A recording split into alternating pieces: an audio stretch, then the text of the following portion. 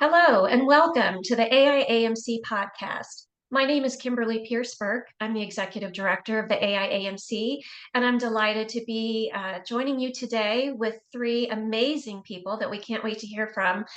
As Executive Director in my role, I communicate on an almost daily basis, really, with GME professionals across the United States. Sometimes I actually get to speak with residents, which is real fun. Today, however, is incredibly special as we have with us today not one, not two, but three medical students from the Geisinger Commonwealth School of Medicine. I'd like to introduce them now. So this is a real treat for me. We have Sophie Roe, who's a fourth-year medical student, Dianna Quijano, third year, and also a third year, Lakshmi Ilango.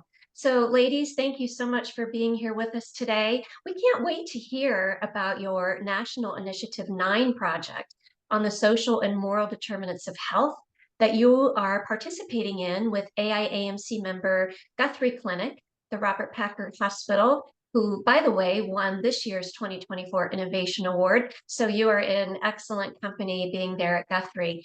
And I actually reviewed your storyboard before we met today, and I'm really intrigued by this idea of Girls on the Run. It's an organization I personally had not been familiar with, and I'd love to hear more about it. So my first question to you would be, why Girls on the Run? What drew you to that work? Tell us a little bit about your national initiative project, Girls on the Run, and how it's unfolding for you.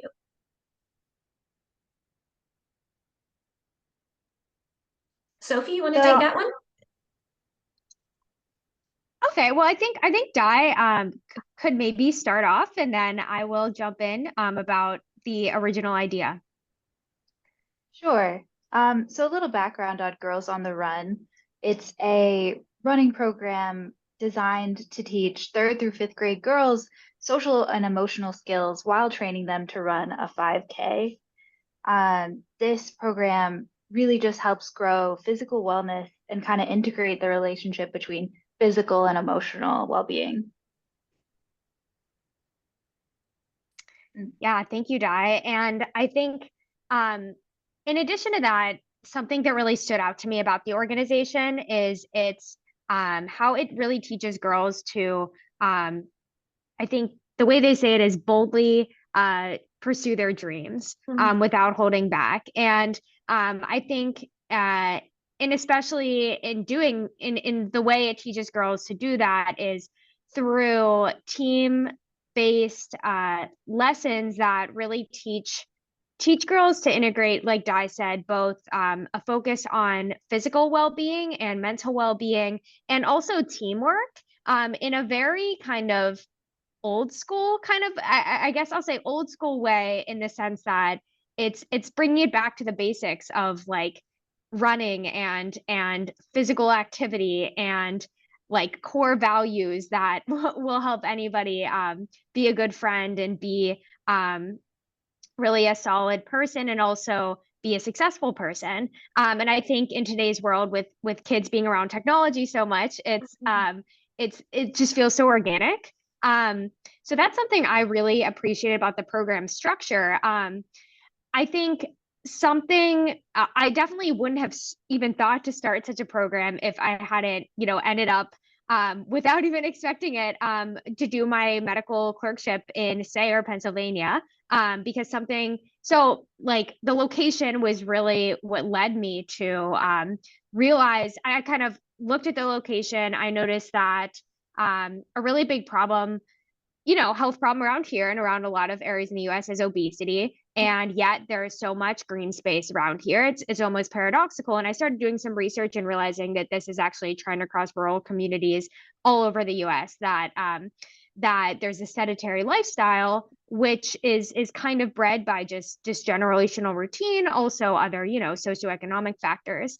And additionally, talking to people in town, I noticed that there wasn't that much like youth programming. There just isn't that much going on, or maybe there is, but not so structured for kids outside of the traditional school sports, which maybe not everyone feels comfortable engaging in. So I originally proposed this idea. I'd known about Girls on the Run because my sister did it growing up, and then I also like saw something once about how my a hospital in my hometown actually had a Girls on the Run chapter that they were sponsoring. So I started thinking, well, I'm linked to a hospital. Here we are in this area where there really isn't that much youth programming. We've got, these health challenges that could be addressed with a physical activity intervention that works with youth. And I told Dr. Kaladi about the idea, and I preceded it with like, I totally understand if you think this is, too ambitious, and I really didn't expect him to support it because it really seemed like such a huge undertaking. But I was so overjoyed when he did, and he really helped me in the initial grant writing process, which we ended up not following through with, but we ended up getting the funding we needed for our program through another route. Oh, that's wonderful, Sophie. And I've been delighted to learn more about the program. And a couple of things that stuck out to me were the focus on third through fifth grade. So like 8 to 10-year-old girls. I mean, I just think that's so beautiful. A lot of programs you hear about might be more in the adolescent or high school years. And man, there's a lot of damage has maybe been done by then. So I think, really, Absolutely. yeah, tackling this young group of girls is just a lovely way to go about it. The other thing I was so impressed by, and for the three of you to have this sort of experience this young in your medical careers, and that's the internal and external stakeholders that you've been able to engage with this Girls on the Run National Initiative project. I know on your storyboard from meeting two in April in Tucson, you talked about partnerships with the Girls on the Run Mid-State Pennsylvania. So there's an external partner. Also, the elementary school in the Sayre area school district. That's the location for the program, another external stakeholder. And then, of course, internally, you had to work with strategic planning and marketing at Guthrie Clinic, as well as the Robert Packer Auxiliary Board. They provided funding for this.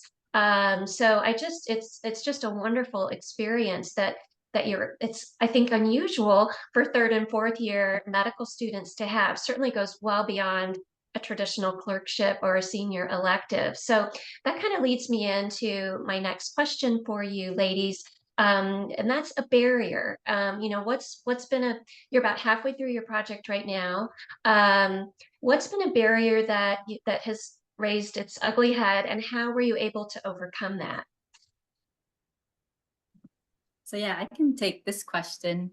I know that starting the program from scratch, that was like the hardest thing that Sophie led and made a lot of headway in, because people haven't heard of Girls on the Run here. Just having all the plans made for, you have to pick a 5K site. But yeah, as you said, we work with the Mid-State Pennsylvania Girls on the Run group. So that's maybe like 2-3 hours away from where we're located. So trying to figure out a 5K site was probably one of the barriers, as well as just getting enough girls on the team and establishing that this is something that can be joined. So yeah, Sophie and I know, went to the schools and presented what the group is, and got kids really excited about joining, whether it was showing them the types of cheers that you could do, and just that, and presenting all that. And then we worked with the local Guthrie hospital, where we do our clinical rotations, to set up a 5K here, so that it's not a barrier for girls to go and travel 2-3 hours to participate in the Girls on the Run 5K. And that was really amazing, because not only did we get to integrate with the local community, Guthrie, the auxiliary, one of our partners, was able to fund the registration for all the girls and their running buddies, which was mostly their parents. So just figuring all that was probably the hardest step. I know Sophie did a lot of that work. And so now that we have that foundation established, going forward in the next for season, these past 18 months, we've just been building off of that. Yeah, that's wonderful. And I know that funding can be a real concern. I read on your storyboard that it's $175 per girl, and that that can be a game changer. I mean, that can just exclude the exact population that you're trying to serve. So to work with the auxiliary board and to get that funding is really just such a testament to the three of you for your leadership, and obviously a testament for Guthrie Robert Packer Hospital that they are putting their money where their mouth is and supporting such important work. So we mentioned we're about midway through, and these are some barriers that you've overcome and you've set this up. What about, talk to me about mid-level slump? Like, how do you keep your enthusiasm going? There's something about, and members of your team, you know, how do you keep those around you, those at the hospital supportive? How do you keep this momentum going for the next 9 months to complete the 18-month project? There's something about getting started that everybody gets excited about because you're passionate about this, and you get people on board, and that's great. And then you get the girls to sign up, and then, you know, you have your, how do you keep that momentum going, and so that that energy does trickle down to these lovely girls that we're serving? I can take that. So luckily, the way our project is set up is we kind of have almost two starts. So we had our spring 5K, and then so right now we're preparing for the fall 5K. So reaching out to our elementary school contact and the and finding funding from the auxiliary, and also reaching out to community members, because like you said, we are medical students, and this is kind of a new path for medical students.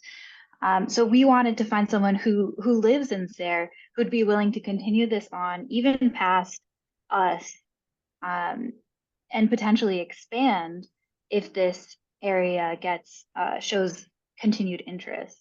And so one of the ways we've been doing that is just keeping in mind, like, who are we here for? Ultimately, we're here for the kids, and they love it. And so we keep circling back on just consistent check-ins to make sure, how are we progressing towards the ultimate goal of having a new season in the fall? And then just with each check-in, reminding myself what the ultimate plan is and how much farther are we progressing on that plan. Oh, that's wonderful. We talk a lot in our national initiatives about sustainment. These are 18-month projects, but we don't want to think of it as a project with a start, middle, and finish, but rather a springboard for work that can be sustained. So the fact that you have that in place already, you know, really is truly admirable. And keeping your eye on why we're here and why we're doing this for the patient, in this case, for these young 8 to 10-year-old girls, I think is great advice. In addition to keeping your eye on them and their why you're here, why you are all here, what else has inspired you during this work? What have there been any surprises, or what has inspired you to keep going with it?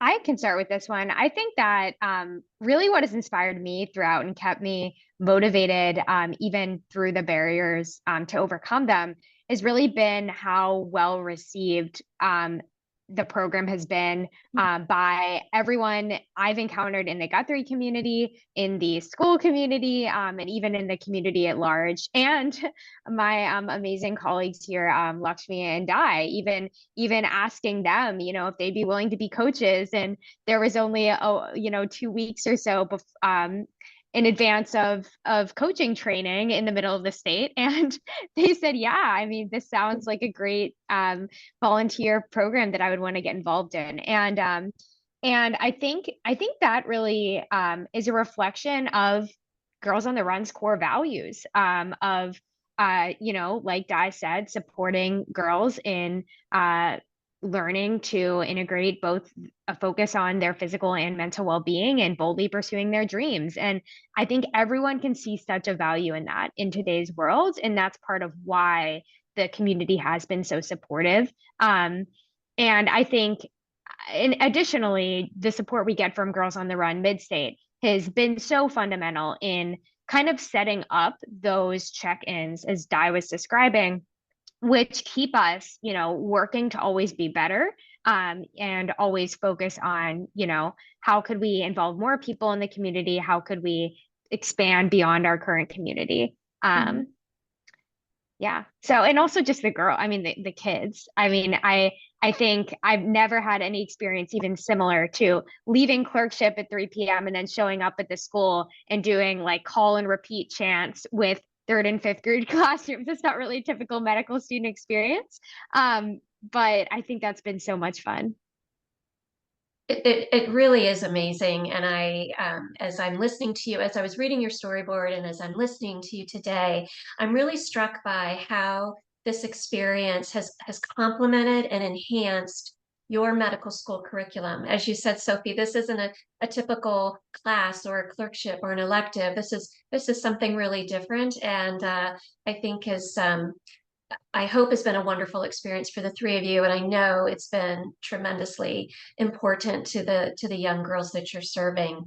So that will just about conclude our time together today. I do encourage those listening to subscribe to the AIAMC's YouTube channel. You may also follow us on LinkedIn, Facebook, Instagram, and X, formerly known as Twitter.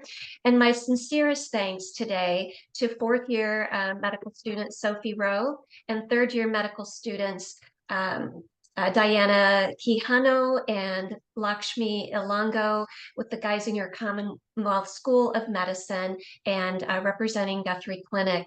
So we've been delighted to have you with us today. And a special thanks to each of you who listen in to this podcast. We look forward to seeing you next time. Thank you.